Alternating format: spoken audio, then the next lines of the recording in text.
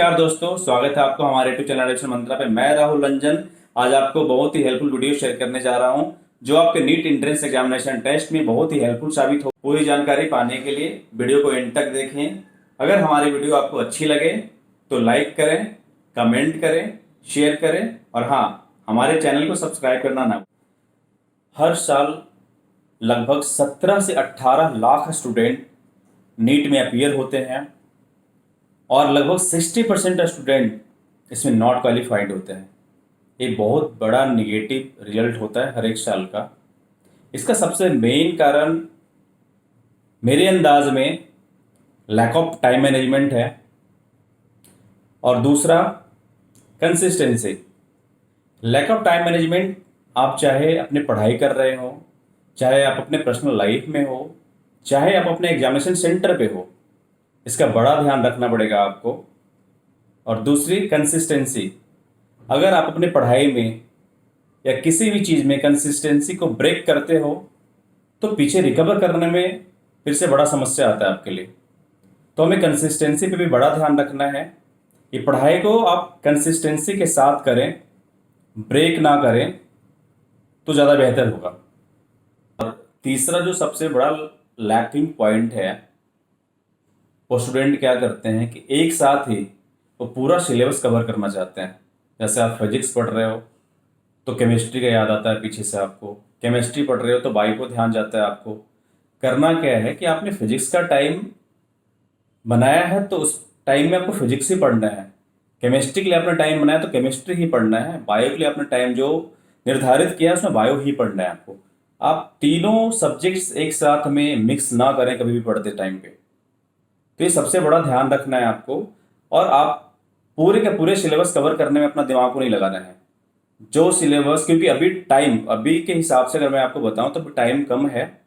इस कम टाइम के अकॉर्डिंग आपको पूरा सिलेबस अगर कवर नहीं हुआ है तो उस पर आपको फोकस नहीं करना है। वो मैं अभी आगे बताऊंगा आपको। सबसे पहले जो मैं अभी आपको बताने वाला हूं कि अभी जो एक क्लासिक चेंज आया आपके क्वेश्चन पैटर्न में, ये बहुत ही बड़ा चेंज आया है जिससे आपको काफ़ी हेल्प भी होने वाला है।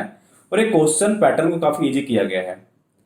पूरे चारों सब्जेक्ट में पहले हमें कितने 180 क्वेश्चंस मिलते थे 3 आवर्स के लिए, तो आपका टाइमिंग में और क्वेश्चन में चेंज नहीं किया गया है। टोटल अटेम्प्ट्स में और नंबर में, नंबर आपको 720 ही है, आवर्स आपका 3 आवर्स ही है। जो चेंजिंग किया गया है वो चेंज किया गया है आपके नंबर ऑफ क्वेश्चंस में। पहले आप 180 क्वेश्चन आते थे, अभी आपको 200 क्वेश्चंस दिया जाएगा। जैसा मैं बताने जा रहा हूं, जैसा कि मैं आपको बता दूं, मार्क्स सेम है, आर सेम है। चेंज कहां पे हुआ है?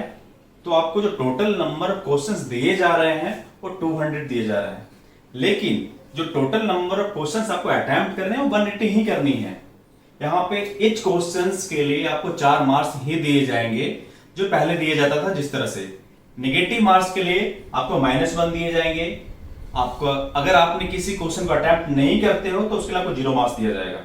अब हम आते हैं जो न्यू पैटर्न चेंज हुआ है। आपको टोटल यहाँ पे 20 क्वेश्चंस एक्स्ट्रा दिया गया है, जिससे कि एक एग्जाम एंट्रेंस आपका और आसान हो गया।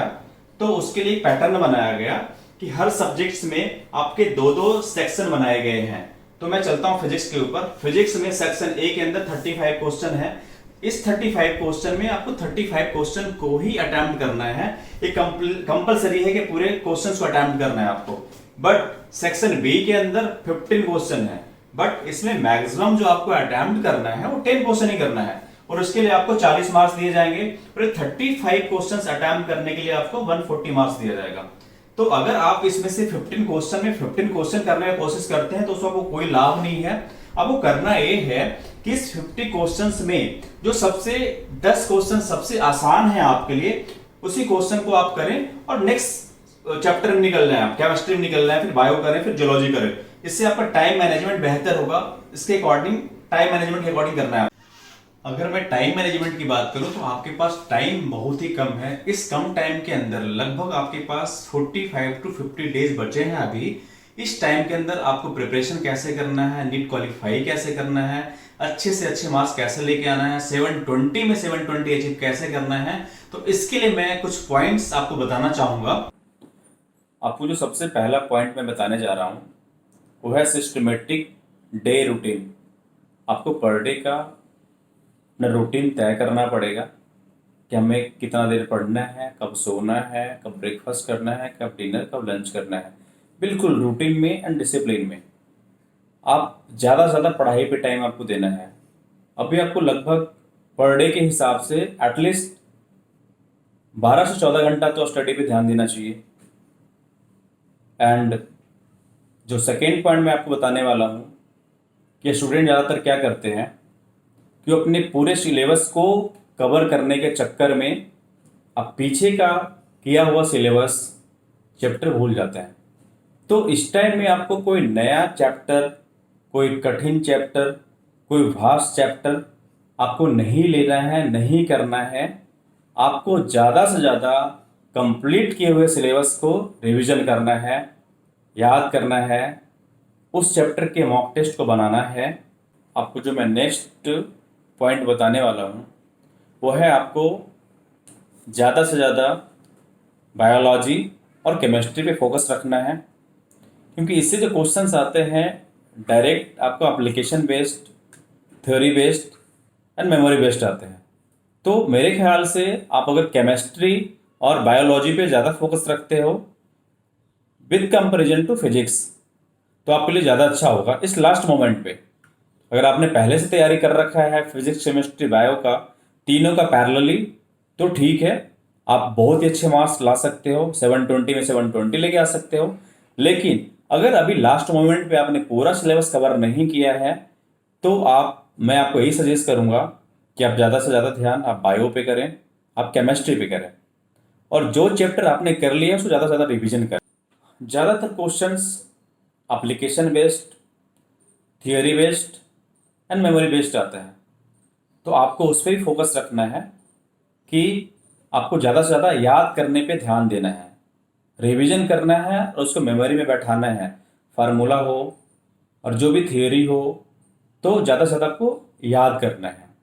और हाँ, अपनी सेल्फ मेड नोट बुक्स ही पढ़ें या फिर अपने टीचर के द्वारा बनाए गए नोट्स बुक्स पे ज़्यादा ध्यान दें, क्योंकि जो नोट्स आप खुद से बनाते हो या आपके टीचर के द्वारा बनाया जाता है वो समझना आपके लिए सरल होता है। आप अपनी भाषा में बनाते हो, अपने लैंग्वेज में बनाते हो, आप अपने तरीके से बनाते हो, तो उस नोट्स पे आपको ज़्यादा फोकस करना है। एंड नेक्स्ट वन, जो आप थ्योरी स्टडी करते हो आप ज़्यादा से ज़्यादा एनसीईआरटी बुक से स्टडी करें। पिछले साल का क्वेश्चन अगर आप फॉलो करते हो, आप देखते हैं पीछे मुड़ के एक बार, तो एनसीईआरटी बुक से बहुत सारे क्वेश्चंस आए थे, क्योंकि एनसीईआरटी बुक्स में कुछ थ्रोली दिया हुआ होता है थ्योरी वगैरह। तो खासकर जो आप स्टडी करें वो एनसीईआरटी बुक से करें, और मेनली आप केमिस्ट्री और बायो में तो खासकर आप एनसीईआरटी बुक ही पढ़ें। साथ साथ मैं लास्ट में ये भी बताना चाहूँगा आपको, जो प्रीवियस ईयर के क्वेश्चंस आए हुए हैं नीट यूजी में उसको भी आप अच्छे से करके जाएं, ताकि आपको उस क्वेश्चन को करने से आपको क्वेश्चन का पैटर्न समझ में आएगा, क्वेश्चन कैसे आता है, सॉल्व कैसे करना है, किस पैटर्न पे क्वेश्चन स्लाइटली चेंज होता है। 2016 में क्वेश्चंस कुछ आया था, 17 में कुछ आया, 18 में कुछ और, 19, 20, अब 2021 में कुछ पैटर्न भी चेंज हुए हैं। और जो प्रीवियस क्वेश्चंस अगर आप बनाते हैं तो उससे काफ़ी कुछ आइडियाज़ आपको होता है। और लास्ट वन थिंग कि आप मॉक टेस्ट बनाना ना भूलें। पर डे एटलीस्ट आप अपने सिलेबस को छोड़ के आप जो सब्जेक्ट्स पढ़ते हैं पर डे, फिजिक्स, केमिस्ट्री और बायो का जो आपका रूटीन बना हुआ है, उसके अलावा आप कोशिश करेंगे per day at least till exam date तक एक मॉक टेस्ट पर डे बनाएं।